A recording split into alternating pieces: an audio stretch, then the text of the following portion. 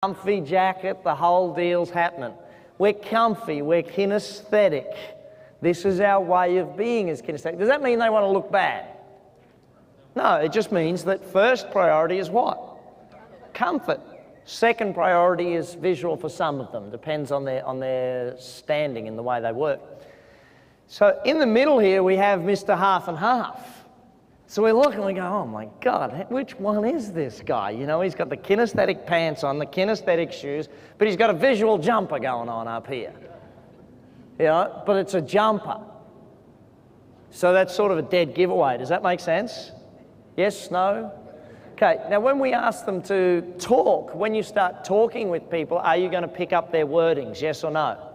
Okay, there are some absolute... Pat, can you actually get that next handout, the predicates handout for me? When people start talking, there is a dead giveaway on the way that they operate with their wording, their choice in wording. And then there's also eyes. We'll talk about that in a minute. But let's give these guys a hand for volunteering for me. Thanks, guys. What these predicates are, as the guys give these out, is generally some things for you to look for that will help you find in the wordings which style somebody is. Does that make sense? Why do you want to know what style they are? Well, let's take a look at that in a little more depth. First and foremost, actually, let's do the eye thing first. Let's say I'm dealing with a person and I'm trying to work out with this person what style of person they are. One of the challenges is that some of us get too wrapped up in trying to work out what they are and forget that we're here trying to listen to another human being tell us what they want to buy. And that's why we have to learn this stuff over time. It's a process. We learn it, we grow with it, and it changes. Can I have one of those two guys? I need one up the front here. Got a spare one for me? Thanks, Michael. Just on this predicates, what you'll see is that visual phrases and words, the auditory phrases and words, the kinesthetic, and then what's called unspecified, okay? Unspecified, when someone says they think, does that mean they're one or the other? It's not a giveaway to any of the three. Does that make sense? Okay? If someone says, you know, the word understand or perceive or change, it's different in there. But if you go through the auditory, if you go through the others, it will help you learn. So just pop that in your folder, because we won't need to go through that. It's just something for you to use as a tool when you get out there in the marketplace to learn what style people are. When I go through the eye test, it's generally a very good one. How many of you would like to know, by the way, if someone was, I won't say lying to you, but making up a story? How many of you would like to know that with someone? Okay? For all of those of you that put down, you know, buyers are liars and all that sort of stuff, I'm sure you'll be happy to know this information. It's very, very simple, in fact. What we do is we take a look at their eyes. A visual person tendency, their eyes will go up because they will actually be rerunning the video in their head. Does that make sense? So when they're going into recall mode, generally what happens is this. Now, there is some research that shows that if you go to the left or right, well, I'll put it this way. There is definite research that proves one side of a human is recalling past memory and one side of a human being is creating new memory or creating something new. There is no research in my books that has proven whether that is a left or a right, okay? And it does change when people have a different hand. So what I say to you is this: you need to work out which one is which for them, because every person will be different. But one side, if they look, let's just say for me, looking to the left was my way of recall. If I was a visual and you said to me, Brad, what happened at your 5th birthday party? I would stand there and I'd say, this and this and this and this happened. But if you said to me, Brad, what's going to happen next year? I would start playing a new movie. Does that make sense? Now let's just say I said to you, honey, where were you last night? And you went, I was out with my mates. Honey, where were you last night? I was out with my mates. It's like, really? Out with your mates? Where did you go? We went to this restaurant. And you're going into creative mode. So all of a sudden, you can actually work out whether a person's doing creative or doing recall. Is that a good thing to know, yes or no? Yeah. So when they go up, what style is it? Visual, okay? And one side is creative and one side is recall. I won't write it up as to which is which because it's different for people with different hands and also for different styles of people. So then, next group of people we talk about is the auditories. The auditories, when they're going into recall or when they're going into creative, go to sound. And they actually look to the side. They say to them, oh, what happened on your 5th birthday? Oh, this and this and this and this and this. What's happening next year? And so forth. And this is where, oh, now everyone's changed seats. Who was it that was mentioning whether get eye contact and that sort of thing? Yeah. In the eye contact phrase, guess which ones are going to love eye contact? The visuals. Guess which ones will never keep eye contact? The auditories.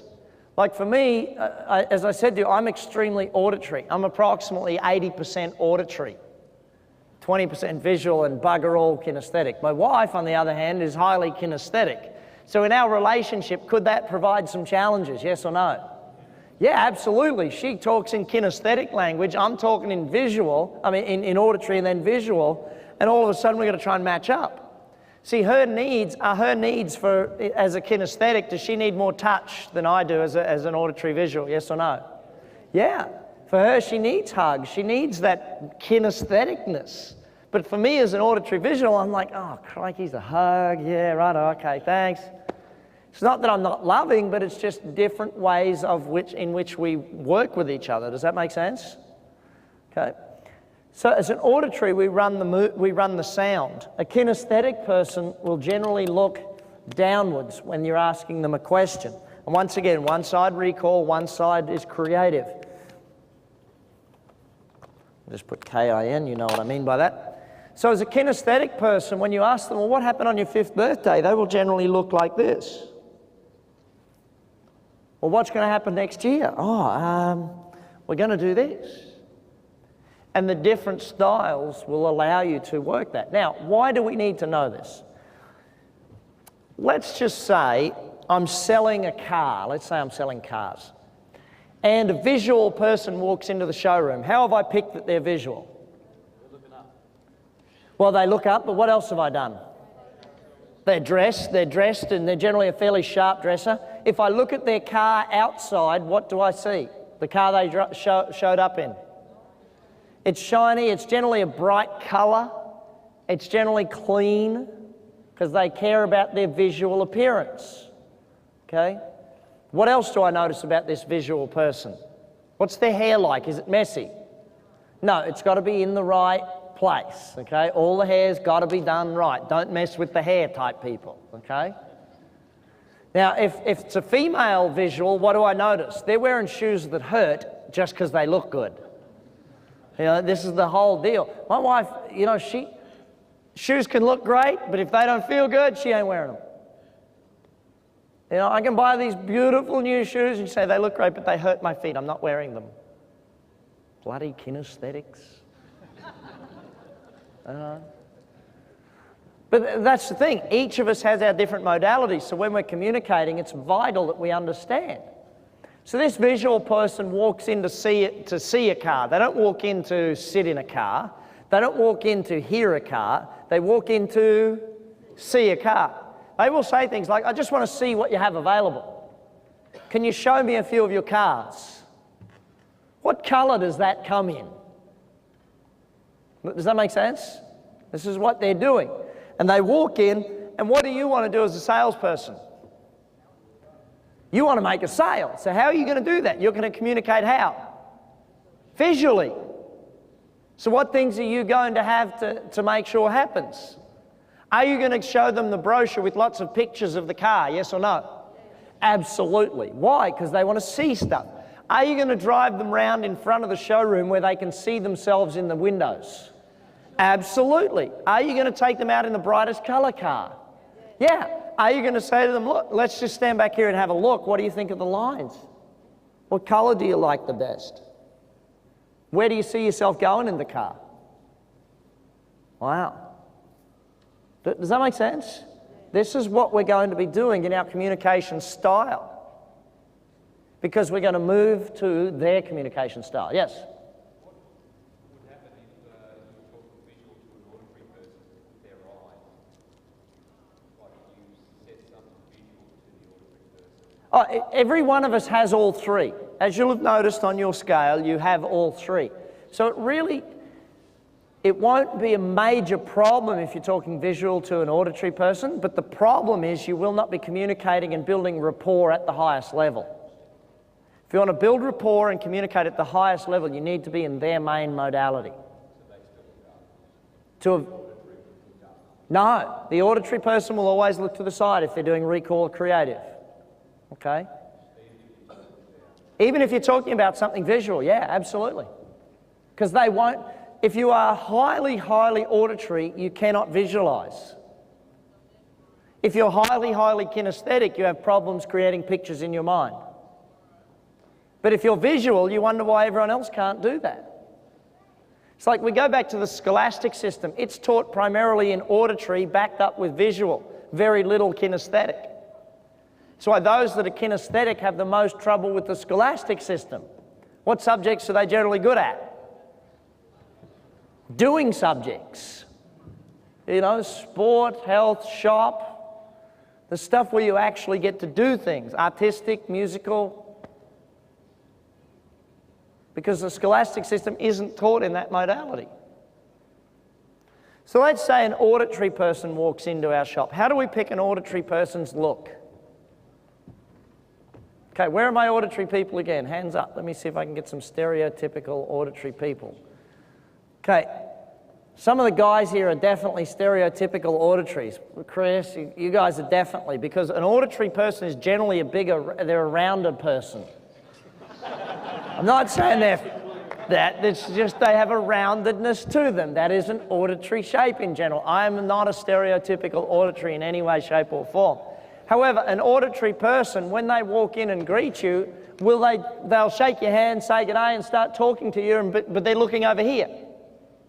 They'll be talking to you, but you won't even notice. They'll talk and talk and talk and talk. But what's the first thing an auditory person will want to do if they walk into a car yard to buy a car? Turn it on. Let's turn this thing on. Turn it over. Let me have a listen to it. Turn the stereo up. They'll want to talk to you about it. Do they want to go for a drive necessarily in it? Only if they have a level of kinestheticness second. Does that make sense? If they're auditory first and kinesthetic second, they'll want to go for a drive because they have to satisfy their kinesthetic need of it as well. But for me, I can buy cars without seeing them and without even sitting in the car. Don't even want to because, I'm auditory. I'll just talk to you about it. It's like in my relationship with my wife, if I'm traveling and I ring her and say, honey, I love you, I'm cool with that. I've now got my dose of love. She needs a hug. But honey, I'm on the other end of the world. I can't give you a hug. That's why, as I say to my wife, I'm so glad that we have a baby daughter now. She hugs my daughter all day and she gets most of her kinesthetic fix. I still have to give her some kinesthetic fix, of course. But every one of us has different needs. The kinesthetic person walks in to buy a car. How can we tell them? Firstly, they've got comfortable shoes, comfortable clothes. But the shoes are often the best giveaway. Shoes, I love looking at the shoes. The shoes are often the best giveaway from a mile away. To practice this, sit in restaurants and try and pick what's someone else. Just practice it by looking around. Kinesthetic person then, when they come in, do they walk over and start greeting you? No, they walk over to the car. They run their hand down the paintwork, and if you're the car sales manager, you want to kill them. Then what do? Open the door and sit. Doesn't feel right. There's not enough room in here or something. Where's one of the other cars? And they have to do the right. Like my dad's kinesthetic. And I remember years ago, I bought a Jeep Wrangler. Do you know what a Jeep Wrangler is? It's that short wheelbase Jeep with the big roll bars and everything. I loved the car because it had a great big engine in it. I'd changed the engine and the muffler a little bit, made it louder and stuff, and I'd put this super duper stereo system in because I'm auditory. So I go and take my dad for a drive in it. And anyone that knows a short wheelbase 4-wheel drive, what sort of ride do they have? They are the bounciest blooming cars you have ever owned in your life. So it's bouncing around, and being auditory, do I even notice that it's bouncing around? No, don't even notice, as long as the stereo's up and I can hear the engine rev when I put my foot down. You know, so but my dad gets in the car, the wind's blowing, the car's bouncing everywhere, the sound, it's too bloody loud. How's he doing at this point in time? He thinks this is a bloody awful car. But then we go and get in the Mercedes, and it's a smooth, quiet ride. And what's he feel? Oh, gee, this is nice leather. I love the way this just has smooth takeoff. Whereas for me, I'm going, hey, watch this, I'll turn the TV on. You know, my visual side kicks in. I want to watch the TV and turn it up. And so every one of us has different styles. What style are your people? See, let's say you're selling, I know some of you in the room sell mortgages. If you're selling mortgages to a visual person, what do you have to have? Firstly, you have to be dressed well, don't you?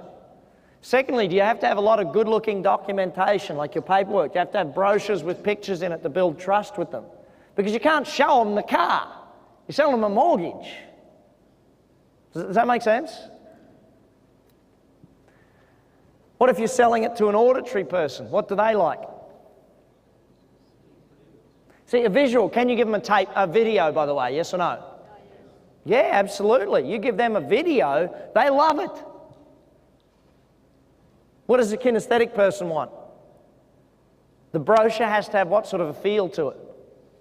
The quality feel to it. You know, they want to feel the brochure.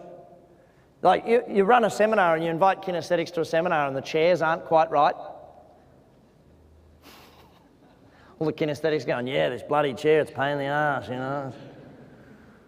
Got to sit this way and that. Because we all have different styles, different modalities. So when you learn to adapt to that modality. So let's do a quick exercise. Everybody up? Find a partner, someone you haven't worked with yet, at a table 2 away from yours. You can walk to find a partner. It is allowed. Wave your hand if you're still looking for a partner. Wave your hand if you're still looking for a partner. Find someone else who's waving their hand. Who still needs a partner? We got one person over here. Pat, send someone down.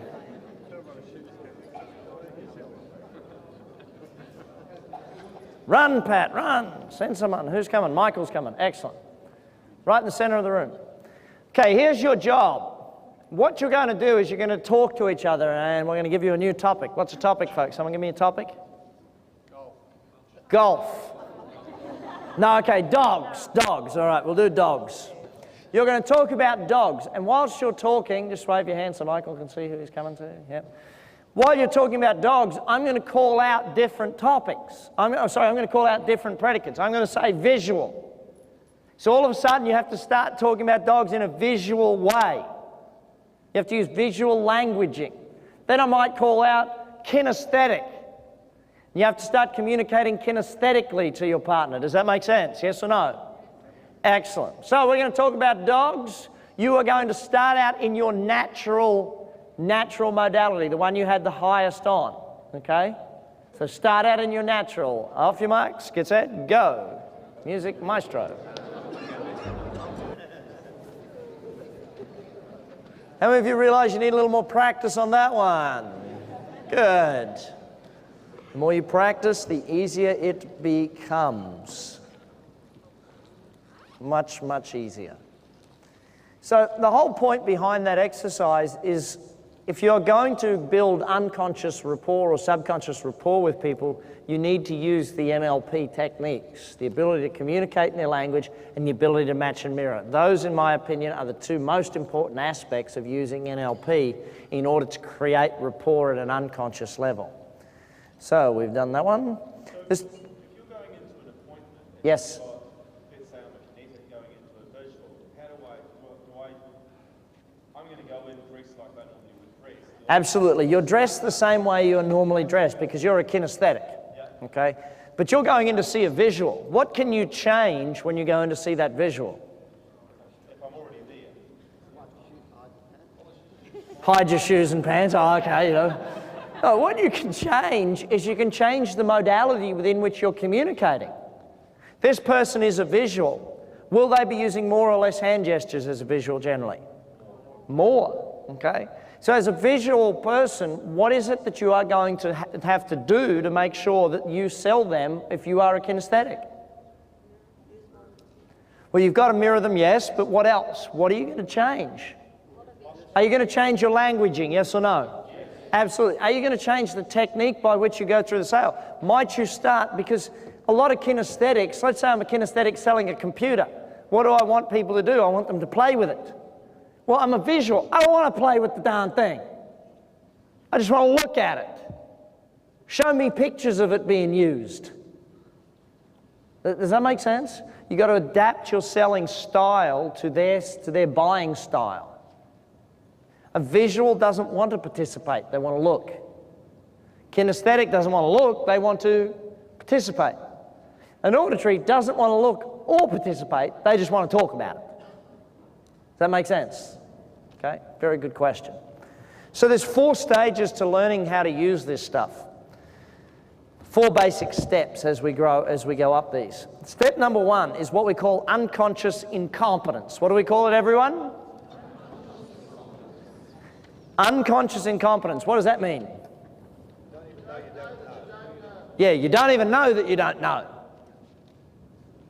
See, when you're a kid, do you even know that you don't know how to tie your shoelaces? No, eventually though you realize, hey, I don't know how to tie my shoelaces. That's what we call conscious incompetence. You now know that you don't know. So how many of you now feel like you're at conscious incompetence with doing this NLP stuff? You now know that you don't know how to do it. Well, what you now have to do is you have to practice, so you move to step 3, which is called conscious competence. What's step 3? Everybody, please. Conscious competence. In other words, we can do it as long as we are consciously thinking about it. Now, if you practice long enough, you move up to the 4th level.